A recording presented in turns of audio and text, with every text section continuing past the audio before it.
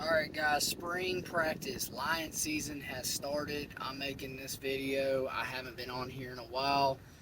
Wanted to get you guys some content, but I mean, it's going to be pretty bland. I'm going to be honest. It, resources and news out there is limited. You know how spring practices it is. It's like 15 minutes to the media. They don't give a lot out there. I'm not media, not claiming to be, but the stuff that I can gather up, getting on sites and everything, and hearsay. Basically, let me start out with this first. So, Gators basketball finishes 16 and 15. Um, not a great year one. Should have been better. Expectations were to make the tournament. Obviously, it's going to be NIT. I will say that I do like Golden. I'm higher on him than even Napier. I think year two we're going to excel. Recruiting is even inferior to Napier's. Napier's recruiting is better than Golden's in basketball. But I like him to get in the transfer portal again and get some guys. I like his system. I like the offense. I do think we'll be better and make the tournament next year. We swept Georgia, finished the season over LSU with a win, make a run in the SEC tournament, and I like this first season. Even if we don't make the tournament, it's a good year one in my opinion. Baseball off to a nice start, 10-3. Pitching, the bullpen has been atrocious. Besides the starters are legit. The bats are hellacious. I mean, they are crushing the ball. Um, Cags is probably going to be player of the year. I mean, 2.08 ERA.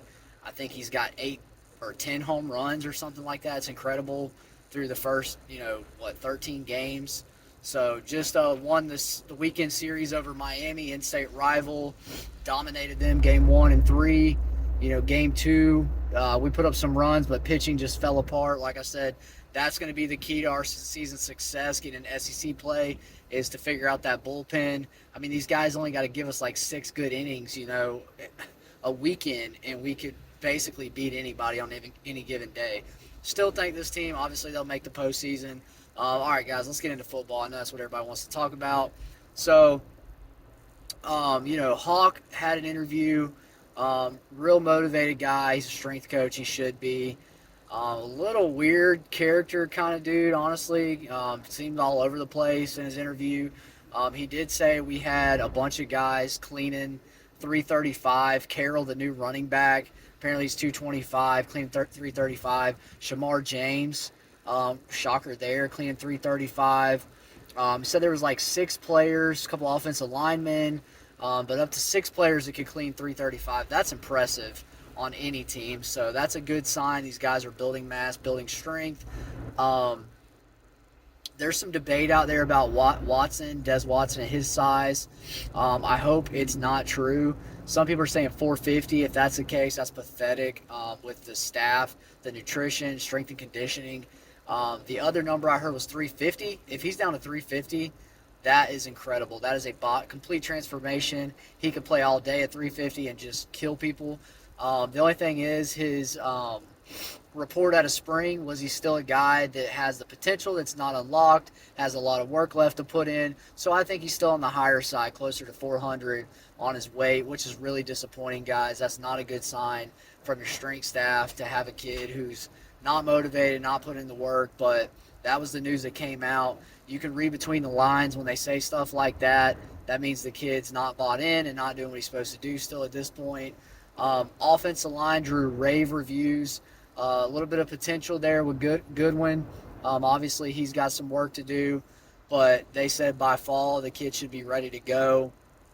Still developing a lot. George, another guy that still needs a little work, but another monster out there at tackle.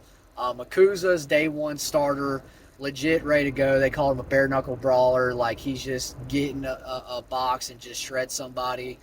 So the reports on the offensive line are very, very positive. Probably the most exciting group on the team outside of wide receiver. Billy Napier did speak and say he was extremely excited about the wide receiver group, although really young. I think there are some serious playmakers out there that are going to contribute from the true freshmen. I think Ricky Pearsall is going to have a great year no matter who's at quarterback. The leaders on the team are going to be the 2 backs, Montrell and Etienne.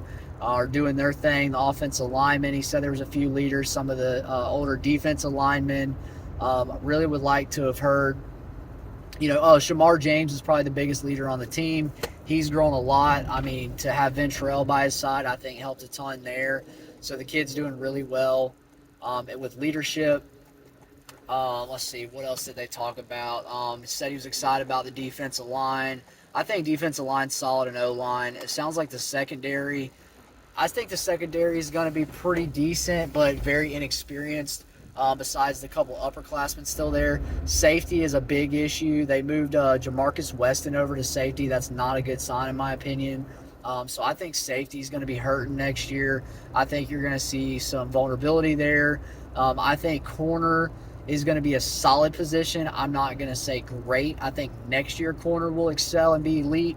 But I think corner is still a work in progress. It's put up or shut up for Jason Marshall. So yeah, I mean, again, they drew kind of mediocre reviews from the coaching staff. Corey Raymond is the secondary coach as a whole, but the defensive coordinator Austin will work with the safety some still. So that's more of a title for Corey. Um, but I don't think the defensive coordinator is going to have to do much besides focus on scheme and defense from the interviews that came out. Very limited practice reps were visible to the public. Quarterbacks, I guess looked okay. They were not really brought up or mentioned hardly at all in the interview. I think quarterback is still a weak spot. I don't think they're thrilled or excited with what they have. He was not very glowing about the reviews for either of the three guys. Obviously, it's Mertz's job. I mean, if anybody got the most respect from Napier in the interview, it sounded like Mertz is pretty much guaranteed day one starter. I mean, he was talking about his knowledge of the system already, which is really weird coming from a guy who just got here, although there was a lot of similarities there, which is scary because Wisconsin's offense was atrocious. Um, but yeah, so the guy's familiar. He's got some talent. We all know that. He does have some talent, has a lot of arm talent, just makes some boneheaded decisions. Gator Nation podcast basically said he's really good pre snap, falls apart post snap. That's not good. Um, he's a serviceable guy, probably like a Del Rio or maybe Appleby. Like, I mean, the guy could come in and get us 8 wins, I think, based on how talented the team is as a whole. I don't see us like having any big surprising upsets this year with him at quarterback, but I think the games we should win, we can, depending on how the offense develops this year. I think the defense is going to be solid. I think the defense takes a big jump in year two. I really do. I like this defensive line. Kelby Collins is going to be in the rotation day one, in my opinion. Guy's 6'4", like 280. A lot of good weights out there that were listed. A lot of guys put on some size. A lot of the true freshmen come in. Will Norman, already up 6'4", 280. So a lot of these guys are ready to contribute already just based on size. Andrew Salvani now is a tight end. That tells you how weak the tight end position is. Obviously, we're looking for Boardingham to take a jump this year. He has to. I mean, we just don't have anybody there. It's just Noah Keeter now is working for the UAA. He retired from football due to surgery, so that's even less depth there. Tony Livingston, who gray shirted, is an interesting guy. I'd like to see where he goes. 6'4", up to 250, I think now. He is on campus. He was actually in a recruiting class or two ago, but gray shirted due to surgery. But now he's healthy and on campus and practicing. So that's actually another body a lot of people probably forgot about at tight end.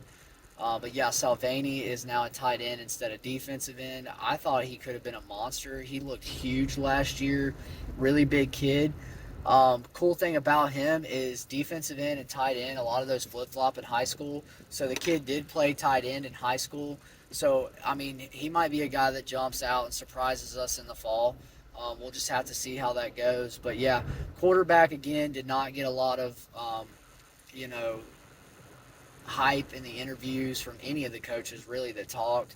Um, Basically, it was like Jack Miller, experienced guy, knows the system, that helps him. Same thing, with the other guys, the walk-ons. There's a pile of walk-ons just purely for depth, I guess, that are on the roster. I mean, honestly, Michael Leon was a guy who was at NC State and UConn. Um, there's talk that he's even going to split reps with Mertz, like he could push him a little bit, which I don't know what y'all take that what you will. Um, Other notes out there, there really wasn't a whole lot. The guys, a lot of good energy on day one. Looked ready to go, but that's going to be expected on day one of spring practice. As far as the coaching positions, Napier seems really frustrated with the schedule with NFL and being out two coaches still during spring practice. He even admitted it was very, very unideal, to have the situation they have. He's really wanting to get some guys in place, but they want to make a thorough judgment and make a good call on who they pick up and who they hire as a coach. So we'll just have to see how that goes. The candidates that have been mentioned so far seem absolutely horrid. But again, I'm just calling it like I see it. It's my opinion. Um, it is what it is. I'm just trying to cover the team from my point of view. So we'll just have to see how it goes. But like I said, even Austin or Armstrong, whatever the defensive coordinator, um, didn't seem like a great hire to me. But again, that's football. I mean, any coordinator that they hire, you're going to have to Google their name just to figure out who they are most of the time, unless they're coming from Georgia or Bama or some kind of title contender like Ohio State. Um, so these guys could pop. I mean, they could get on campus and be absolutely elite recruiters, which is what we're going to have, especially at that tight end position. Recruiting sucked there. Um, defense recruiting's been fine, so not really worried about that. There's a lot of scheme fluency there. It's almost identical. There's not going to be any major changes from coordinators from what was talked about in the press conference. Um, wide receiver, that one hurts the most. Kerry Colbert was a stud, elite recruiter. So we'll just have to see how that one goes too. But as a whole, good first day according to the coaches. Spring practice went well. Put some clips on here at the end of the video if y'all want to see some of the highlights of practice. Appreciate everything y'all do, all your support. Please like and subscribe to the channel. Go Gators, and we'll have another update here soon.